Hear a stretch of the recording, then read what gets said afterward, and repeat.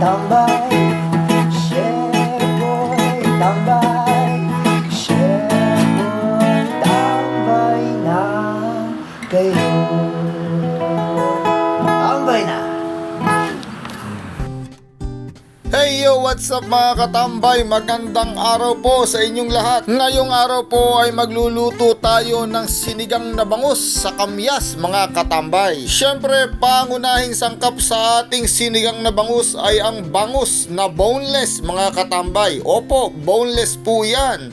Para wala na pong tinik, wala na pong sagabal pag ito'y ating kinain mga katambay. Hiwain lang po natin ang ating boneless na bangus sa 4 na parte mga katambay. At pagkatapos mahiwa sa 4 na parte ng ating boneless bangus, lalagyan natin ito ng asin. Kasunod na ilalagay natin mga katambay ay ang durog na paminta.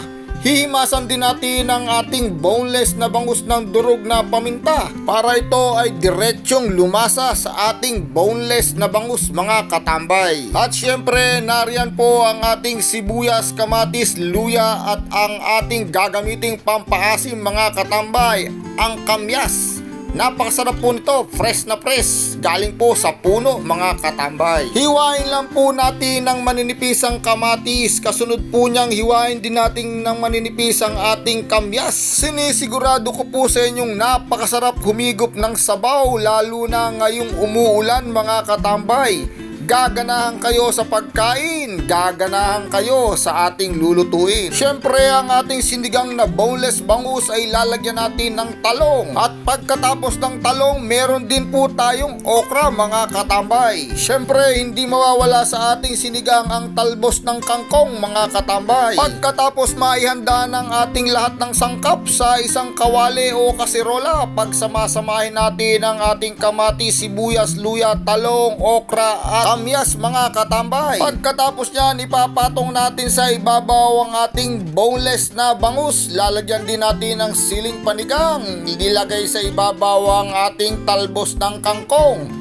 Lalagyan din natin ng tubig. Pagkatapos yan, ating ipapatong ulit ang mga gulay sa ibabaw. Aba, nagmukhang sandwich na ata mga katambay. Nasa gitna po ang ating boneless na bangus. Pagkatapos mailagay ang ating toppings na mga sahog. Huwag kakalimutan lagyan ng patis. Ito ang ating gagamiting pampaalat mga katambay. Lagyan muli ng isang basong tubig. Takpan natin ito, atin itong papakuluan mga katambay. Matapos ang ilang sandaling pakuluan na yan apo't kumukulo na. Napakasarap pong tingnan, napakasarap pagmasdan mga katambay. Abay, nakakagutom na. Mga katambay, kung sa tingin nyo ito ay luto na, tikman nyo po ang sabaw nito. Timplahan nyo po ayon sa inyong panlasa mga katambay. Pagkatapos ng ilang sandali mga katambay, sinisigurado ko sa inyong ito'y luto na. Mabilis lang naman pong maluto ang mga gulay at ang ating boneless na bangus. Isang mabilis lang po na lutuan mga katambay. Hindi na po kailangang artihan. Isang salangan lang po, isang pakuluan. Meron na po tayong sinigang sa kamyas mga katambay. Hayamput luto na naman ang ating ulam mga katambay. Aba, teka lang, ako'y nagugutom na. Mga katambay, kung inyo pong nagustuhan ang aming video sa araw na ito, huwag niyo pong kakalimutang mag-follow, mag-share, mag-like at mag-comment sa aming Facebook page. Ang ating ulam po na naluto ngayon ay ang sinigang na bangus sa kamyas mga katambay. Ang inyong nakatambay na chef, Chef Boy Tambay.